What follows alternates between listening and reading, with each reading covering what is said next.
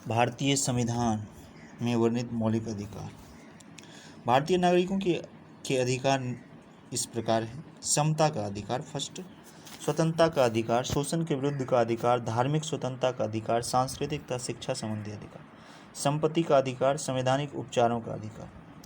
समता का अधिकार, ये मूल अधिकारों की सूची में इसे प्राथमिकता प्रदान की गई है। इसका वर्णन संविधान के 14वीं से 18वीं धाराएं में है। फिर इसको 5 अलग अलग विभागों में व्यक्त किया गया। 5 अलग अलग विभागों में इस प्रकार है। कानून की समक्ष क्षमता यानी समता, कानून के समक्ष समता यानी 14वीं धारा के अनुसार सभी नागरिकों को कानून के नज़र में समता और कानून के समान संरक्षण प्रदान किया गया। कानून की नज़र में सभी नागरिकों पर एक ही प्रकार के कानून लागू होंगे। धर्म, जाति, लिंग आदि के आधार पर किसी व्यक्ति से भेदभाव नहीं किया जाएगा।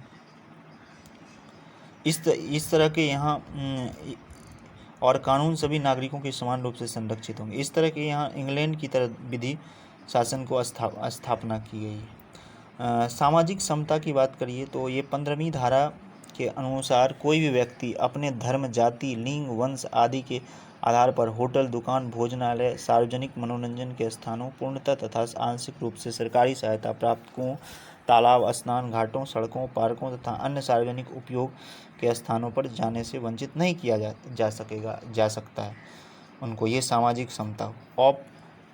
अस्पृश्यता का अंत यानी 17वीं धारा के अनुसार अस्पृश्यता का सदा के लिए अंत कर दिया गया और अस्पृश्यता का व्यवहार दंडनीय तथा निषिद्ध घोषित कर दिया गया। सार्वजनिक पदों की प्राप्ति में अवसर की समानता।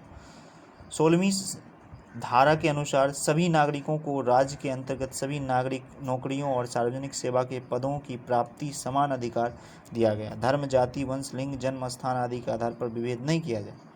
उपाधियों का अंत। 18वीं धारा के अनुसार सेना तथा विद्या संबंधी उपाधियों को छोड़कर अन्य सभी उपाधियों का अंत कर दिया गया। दूसरा, स्वतंत्रता का अधिकार। संविधान की 19वीं से 22वीं धाराएं में स्वतंत्रता के अधिकार प्रदान किए गए।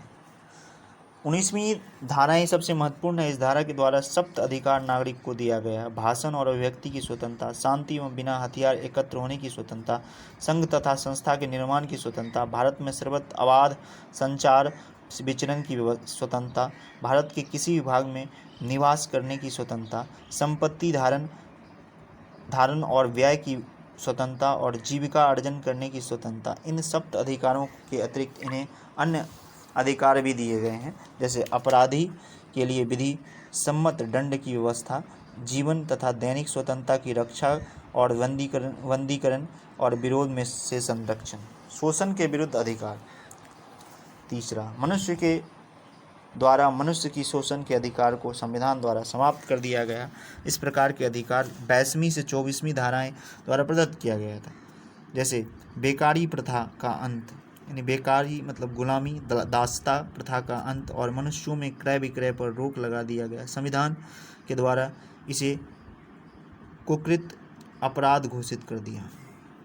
बच्चों की रक्षा का अधिकार। 14 वर्ष से कम उम्र के बच्चों से खतरनाक काम लिया जाना अपराध करार दिया गया। इन बच्चों से कारखानों या खानों में काम नहीं लिया जा सकता। वस्तुतः शोषण के विरुद्ध वास्तविक उद्देश्य सामाजिक लोकतंत्र की स्थापना करना है। धार्मिक स्वतंत्रता का अधिकार। संविधान के 24 से 28 में नागरिकों को धार्मिक स्वतंत्रता की आज़ादी दी गई है। देश के सभी नागरिकों की अपनी इच्छा अनुसार किसी भी धर्म में विश्वास रखने का अधिकार है और राज्य में इसमें हस्तक्षेप नहीं कर सकता। राज्य ना तो धार्मिक शिक्षा का प्रबंध कर सकता, ना ही धर्म का आर्थिक सहायता ही प्रदान कर सकता। सांस्कृतिक तथा शिक्षा संबंधित अधिकार। संविधान की 2 धाराएं हैं, 29 और 30 अनुसार नागरिकों की अपनी संस्कृति और भाषा को विकसित एवं संरक्षित करने का अधिकार प्राप्त। 29वीं धाराएं के अनुसार सभी अल्पसंख्यकों की अपनी भाषा, लिपि, साहित्य, संस्कृति बनाए रखने की, विकसित करने की अधिकार है। 30वीं धाराएं लोगों की अपनी रुचि शिक्षण संस्थानों स्थापना करना, समुचित प्रबंध का अधिकार है। राज्य धर्म तथा राज्य भाषा के पर सहायता प्रदान करने में कोई भेदभाव नहीं बरतेगा। संपत्ति का अधिकार। संविधान के 31वें धारा संपत्ति के अधिकार से संबंधित है। यह अधिकार बहुत ही विवादास्पद अधिकार है। इसमें 3 संशोधन भी हो गए हैं, लेकिन आज भी कठिनाइयां बनी। यूँ तो इस अधिकार द्वारा नागरिकों की निजी संपत्ति रखने का अधिकार है। राज्य के किसी भी व्यक्ति की संपत्ति तब तक छीनी नहीं जा सकती जब तक ऐसा करने के लिए कानून द्वारा अधिकार न लाया जाए।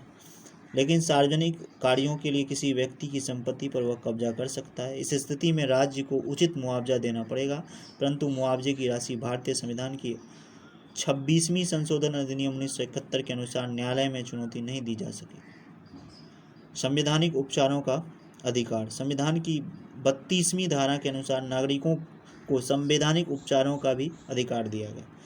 इसके अनुसार अगर कोई व्यक्ति या संस्था नागरिकों के मूल अधिकारों का अपहरण करता है तो वह अपने उस अधिकार की रक्षार्थ न्यायालय का शरण ले सकता है। न्यायालय इन अधिकारों की रक्षार्थ तरह तरह के आज्ञापत्र, निर्देश, आदेश या लेख जारी कर सकता है। इन लेखों का रूप बंदी प्रत्यक्षीकरण, परमादेश, अधिकार परीक्षा और उत्प्रेक्षण इत्यादि से भी हो सकता है। तो ये था भारतीय संविधान के वर्णित कुछ मौलिक अधिकार जिसको मैंने अभी डिस्क्राइब किया हूँ। Thank you.